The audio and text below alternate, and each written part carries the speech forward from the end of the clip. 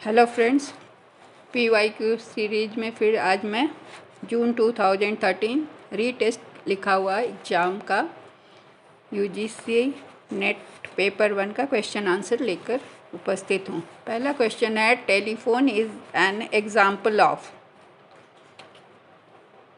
Options हैं linear communication,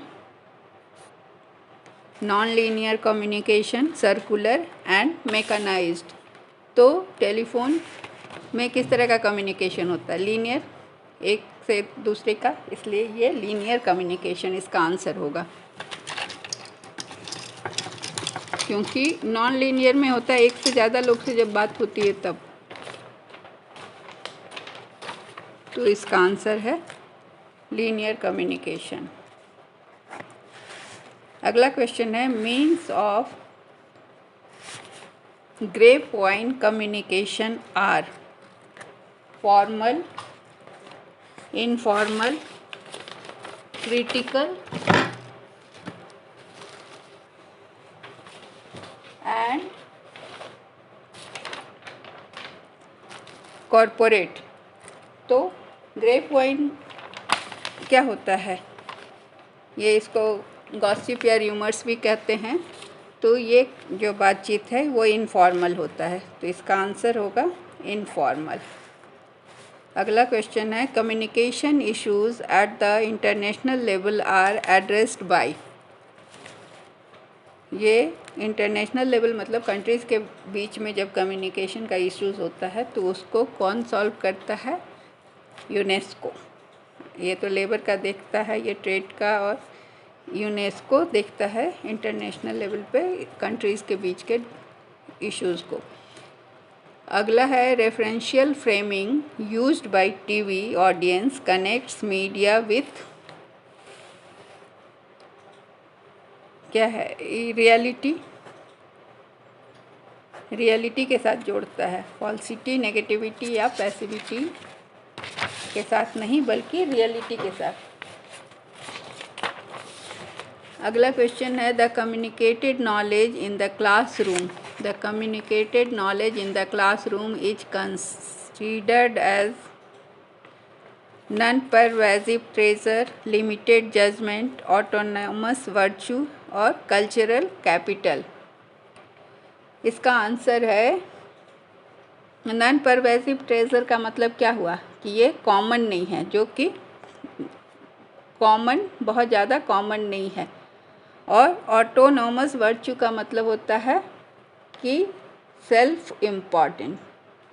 तो इसका आंसर है cultural capital. Communicated knowledge in the classroom is considered, क्या होता है? किसी भी, ये पूंजी किस तरह की होती है? सांस्कृतिक पूंजी होती है।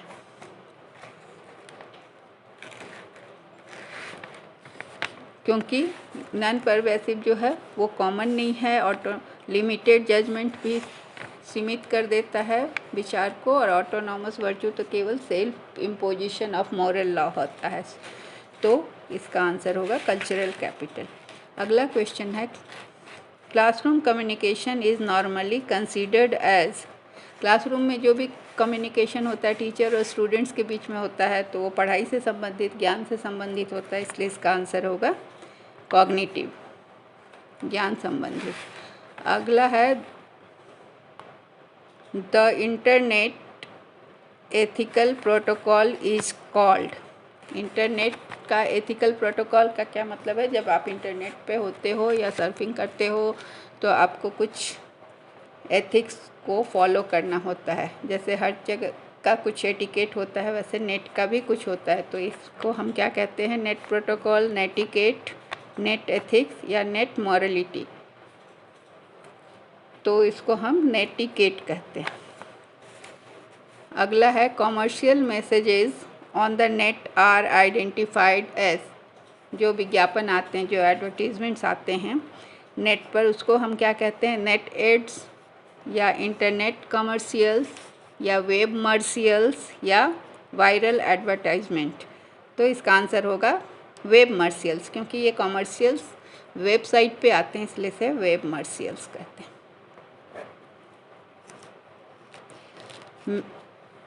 Manual castle was first to use the term, ये नेटवर्क सोसाइटी वर्ड जो है सबसे पहले किसने यूज किया था? ये मैनुअल कैसल ने सबसे पहले नेटवर्क सोसाइटी वर्ड का यूज किया था। अगला क्वेश्चन है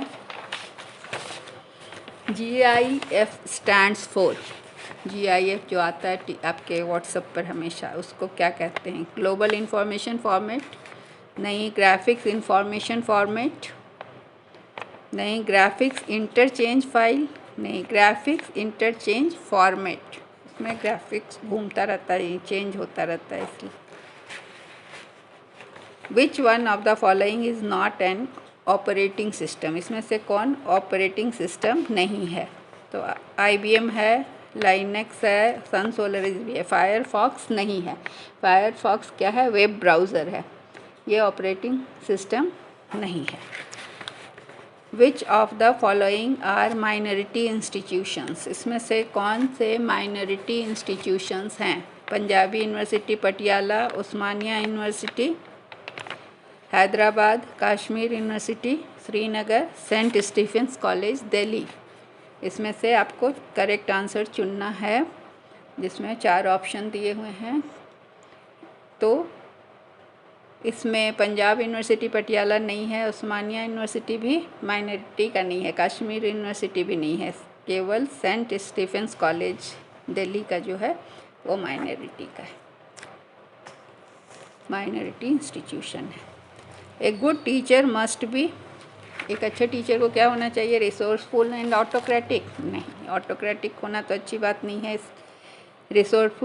resourceful and participative, resourceful and authoritative, resourceful and dominant. तो ये 3 जगह पर नेगेटिव आ रहा है, autocratic, authoritative and dominant. Participative में है कि वो रिसोर्सफुल होने के साथ साथ पार्टिसिपेट भी करता है स्टूडेंट के साथ। तो टीचर्स का हमेशा पॉजिटिव क्वालिटीज़ को देखना होता है, इसलिए इसका आंसर होगा बी।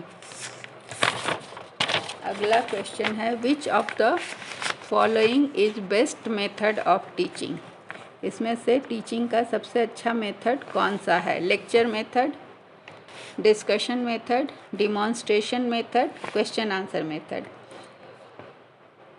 तो इसमें सबसे अच्छा डिमॉन्स्ट्रेशन मेथड है, क्योंकि हम कुछ चीज़ डिमॉन्स्ट्रेट करके जब पढ़ाते हैं तो उसका असर ज़्यादा लंबे समय तक होता है और बच्चों को समझ ज़्यादा आता है, इसलिए इसका आंसर होगा डिमॉन्स्ट्रेशन मेथड। लेक्चर मेथड में क्या होता है? पैसिव हो जाता है, टीचर ही प्रोमिनेंट होता है। डिस्कशन मेथड में बच्चे पार्टिसिपेट करते हैं लेकिन उससे बहुत ज़्यादा ज्ञान नहीं होता। क्वेश्चन आंसर मेथड में भी क्वेश्चंस पूछे जाते हैं, कभी कभी क्वेश्चन सही नहीं होते या आंसर सही नहीं होता, तो उसमें टाइम बहुत होता है। डेमोन्स्ट्रेशन मेथड का इफ़ेक्ट ज़्यादा समय तक रहता है। अगला क्वेश्चन है successful communication in classroom teaching is, किस तरह का कम्युनिकेशन सक्सेसफुल होता है? तो सर्कुलर, नहीं। Reciprocal, directional and influential. तो रेसिप्रोकल जब कम्युनिकेशन होता है कि हम जब कुछ टीचर कुछ बोल रहा है, बच्चे रेसिप्रोकेट करते हैं, तो वो कम्युनिकेशन सक्सेसफुल माना जाता है, इसलिए इसका आंसर होगा रेसिप्रोकल। अगला क्वेश्चन है which one of the following type of evaluation assesses the learning progress to provide continuous feedback to both teacher and students during instruction। अनुदेशन के दौरान कौन सा इवैल्यूएशन सही असेसमेंट या प्रोग्रेस को बताता है? टीचर और स्टूडेंट दोनों को, बच्चे को पता चलता है वो कैसा कर रहा है और टीचर को भी पता चलता है कि स्टूडेंट का परफॉर्मेंस कैसा हो रहा है।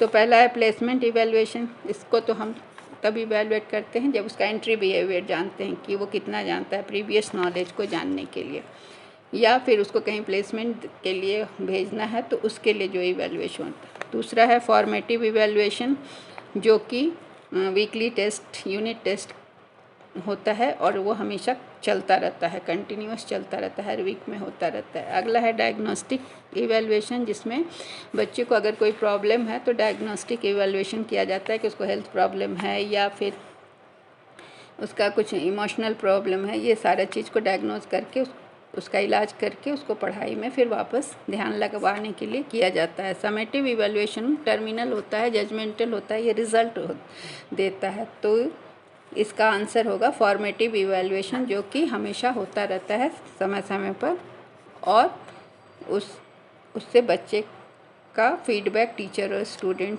दोनों को पता चलता रहता है।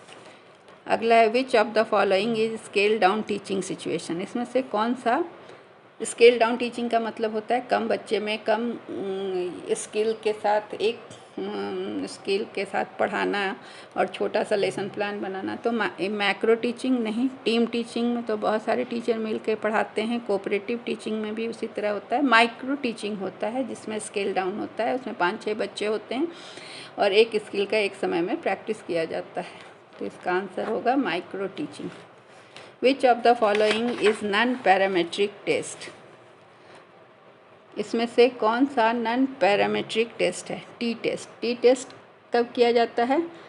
तो टी टेस्ट तब होता है जब सिग्निफिकेंट डिफरेंस, हम लोग दो मीन के बीच का सिग्निफिकेंट डिफरेंस को चेक करना चाहते हैं। नॉन पैरामेट्रिक साइन टेस्ट क्या होता है? ये स्टैटिस्टिकल टेस्ट है जो कि ये दो ग्रुप के साइज को कंपेयर करता है और नॉन पैरामेट्रिक डिस्ट्रीब्यूशन को देखता है या अगला है काई स्क्वायर टेस्ट। ये है दोनों का एक्सपेक्टेड फ्रीक्वेंसी और ऑब्जर्व्ड फ्रीक्वेंसी के डिफरेंस को टेस्ट करता है। और रन टेस्ट है an occurrence of similar event that are supported by events. तो मतलब सिमिलर इवेंट के अकरेंस को एनालाइज करता है। तो नॉन पैरामेट्रिक टेस्ट इसमें से कौन सा होगा? तो इसका आंसर है टी टेस्ट, क्योंकि ये दो ग्रुप के मीन का टेस्ट करता है। अगला क्वेश्चन है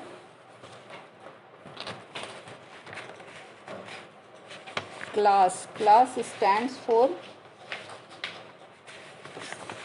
complete literacy. Class stands for complete literacy and studies in schools. दूसरा computer literates and students in schools. तीसरा ऑप्शन है computer literacy and students in schools. चौथा है centre for literacy and studies in schools.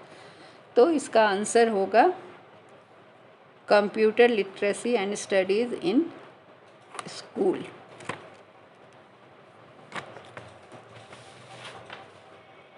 अगला है which of the following is not a type of experimental method. इसमें से कौन सा एक्सपेरिमेंटल मेथड का प्रकार नहीं है?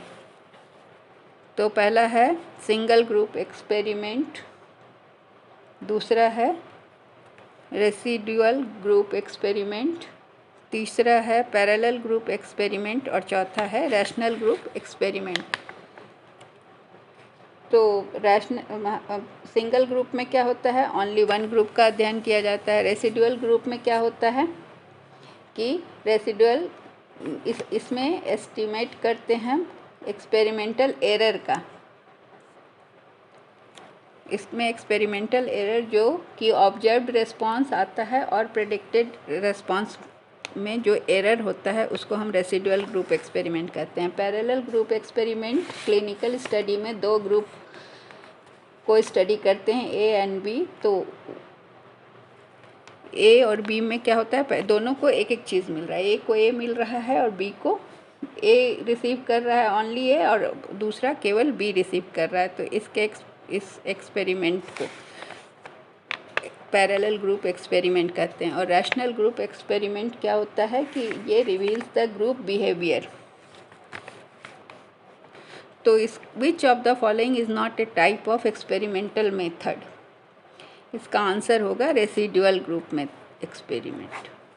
इसमें हम एक्सपेरिमेंट नहीं करते हैं, इसमें एस्टिमेट करते हैं, एक्सपेरिमेंट एरर को स्टडी करते हैं। अगला क्वेश्चन है identify the correct sequence of research steps.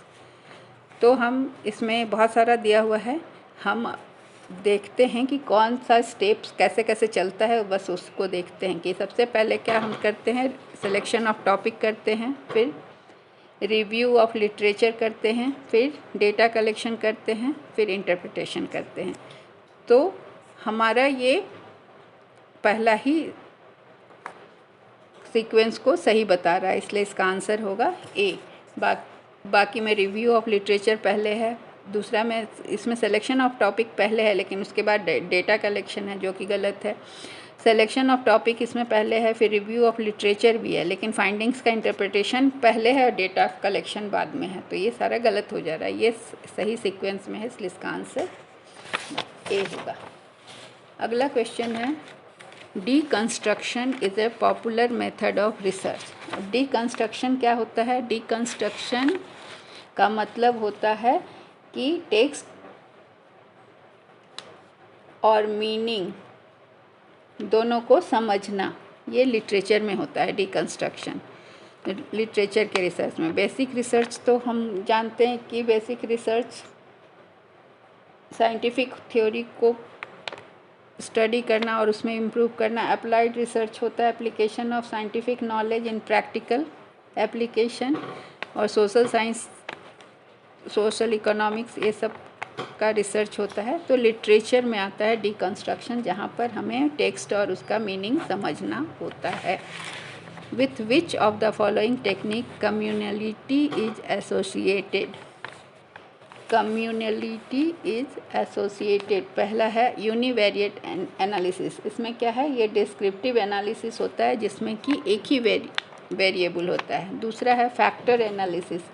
Factor analysis में क्या होता है कि मेनी वेरिएबल्स होता है, उसको कंडेंस करके हम फ्यू वेरिएबल्स में लाते हैं, तो ये फैक्टर एनालिसिस। केस स्टडी हम जानते हैं, केस का स्टडी करते हैं। स्वॉट एनालिसिस किसी भी ऑर्गेनाइजेशन का होता है जिसमें उसका strength, weakness, opportunity and threat को हम एनालिसिस करते हैं। तो with which of the following technique communality is associated? इस फैक्टर एनालिसिस से एसोसिएटेड है क्योंकि इसमें हम बहुत सारे वेरिएबल को फ्यू वेरिएबल में कंप्रेस करते हैं या कम ले आते हैं। अगला है, which of the following is a non probability sampling method? ये क्वेश्चन बार बार आता है, तो इसमें non probability, simple random probability sampling है, स्ट्रैटिफाइड भी प्रोबेबिलिटी सैम्पलिंग है, क्लस्टर सैम्पलिंग भी प्रोबेबिलिटी सैम्पलिंग का एक टाइप है, कोटा सैम्पलिंग जो है वो नॉन प्रोबेबिलिटी सैम्पलिंग है। The variable which impacts relationship between an independent variable and dependent variable is known as? Independent variable तो एंटीसीडेंट वेरिएबल ये होता है जो कि एक कॉज और इफ़ेक्ट रिलेशन बताने में मदद करता है, इसको एंटीसीडेंट करते हैं, वेरिएबल कहते हैं। प्रीसीडेंट वेरिएबल ये not allow for the use of variables in the event, ठीक है। ये प्रेडिक्टर वेरिएबल होता है, इंडिपेंडेंट वेरिएबल, और कंट्रोल वेरिएबल होता है जो कि चेंज नहीं होता है throughout the experiment. Control variable change नहीं होता है, तो इसका आंसर होगा control variable. The variable which impacts relationship between independent and dependent variable is known as control variable, की थ्रू आउट एक जैसा ही रहता है। Thank you.